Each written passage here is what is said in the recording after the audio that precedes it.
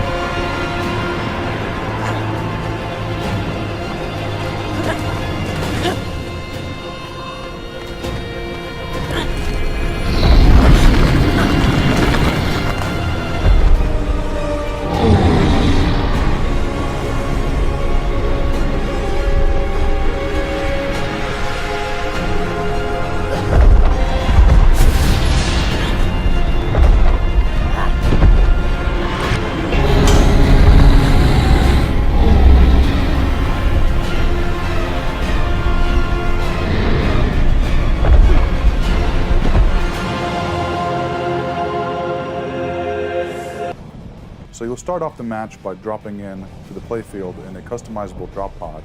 One of the other things you'll notice early on in the game that each player class has a glider available to them, which allows for a lot more verticality. You also can use one of your two abilities, ranging from movement abilities like teleporting and camouflage and jetpacks, all the way to healing areas, shields, and things that actually help out your team as you go on. From the early prototype on, we wanted to be on point with the gameplay, so movement and the way your character controls are paramount to us, which allows you, the player, to be on top of every single situation, even when things are getting hectic in a fast-moving environment. In the next gameplay video, we'll be looking at the tornado and how the in-game events affect the battlefield. A demon stalks valleys, shrouded in dusk.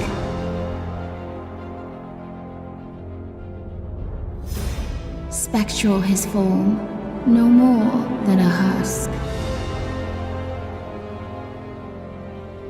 On a quest to consume the souls that he covets.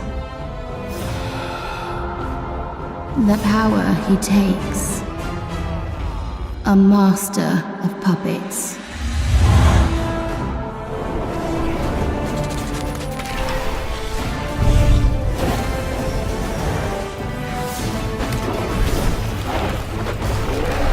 The fate of this world, his burden to bear, his actions and choices bring life or despair.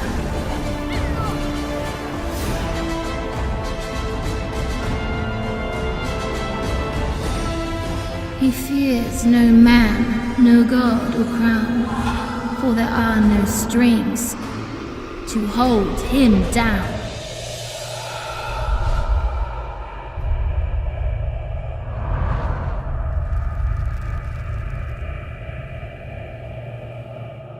I wonder, who will you be, our children? Will the world you build be like ours, or so different that today we cannot even imagine it? Step into the light, child.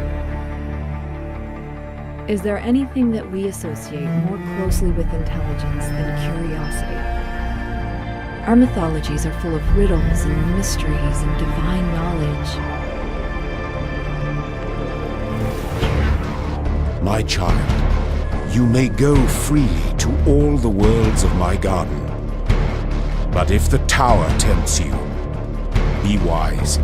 Do not let yourself be misled by doubt.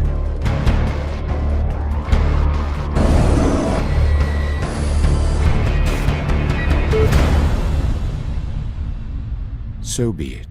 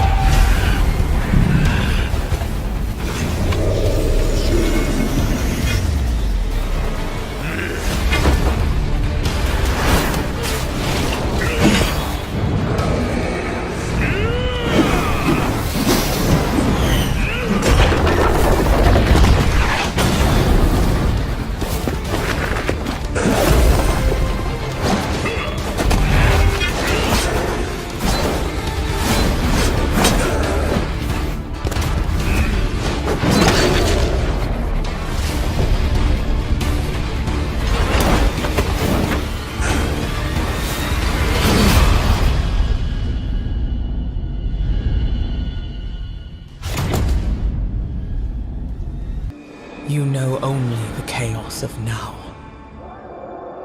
Today's terror, today's war. But I was there. I was there when gods and men coexisted. I was there when dragons reigned. And kingdoms fell. I was there when Luminous wrought destruction on this world for the first time. She's coming again. And when she comes, where will you be? And whose side will you be on? I was there.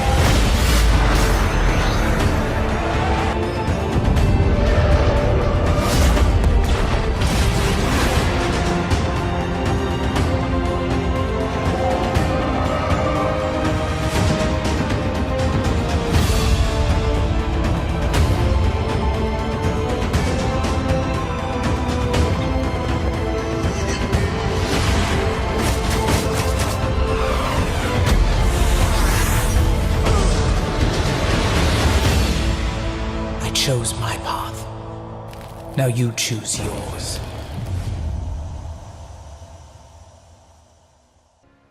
As you may have heard, Fallout Miami is a new adventure for the sole survivor, which means it takes place in late 2287, a full decade after the Battle of Raven Rock.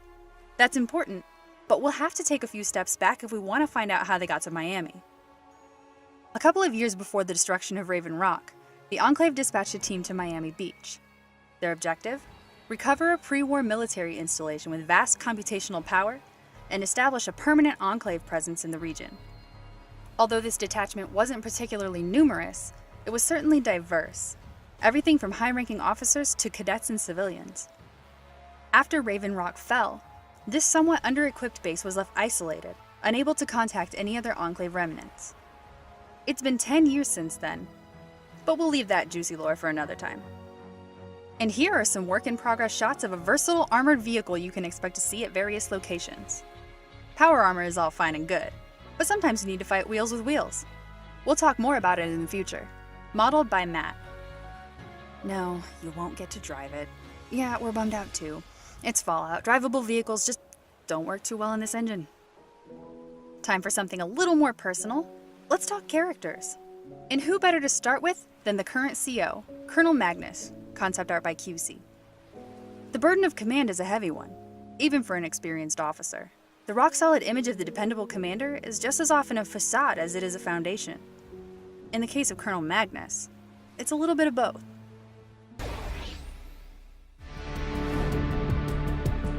So in 5.4.0, we have the new concept called storm damage.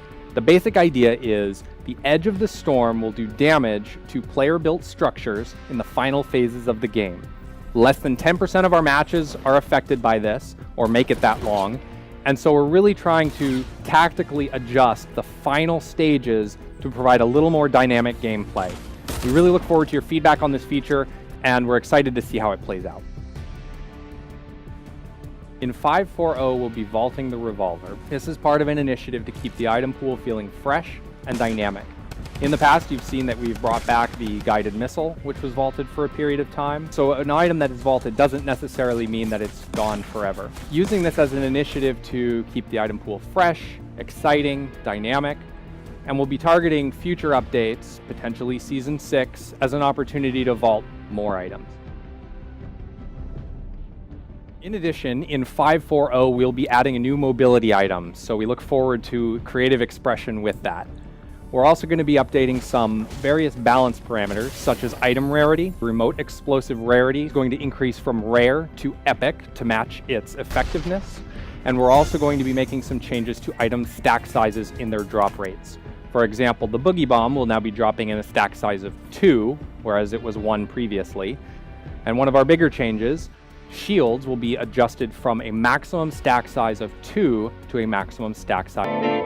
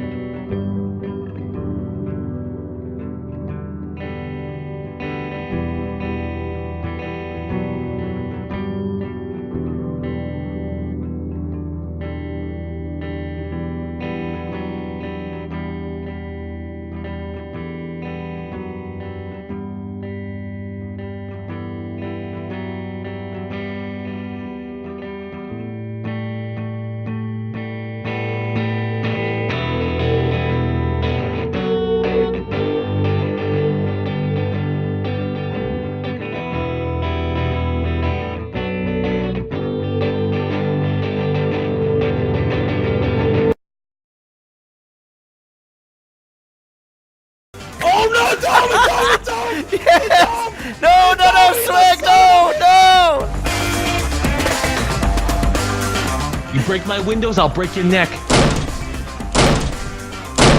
Why has he got a cage? Looks like for a big ass dog. Is there anything up there? No, get off me! Oh, the off. Oh, five there's keys. the door. Yeah, Two- yeah. This is the door. So Wait. there's how many locks? Yeah, we're getting a lot of locks. Look at that. One lock. Oh, wow. Help me. Help Hello? me. Uh-oh. Your child? Your child? Please. Yes? I'm not helping nobody. Yes! Let's go! Let's go!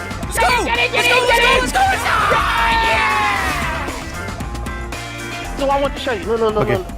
So we stand right here. Watch. Right. Jump up here. Jump. There's the little peace station. Only we can get help. Oh man! Yeah! Oh! No, Delirious! No!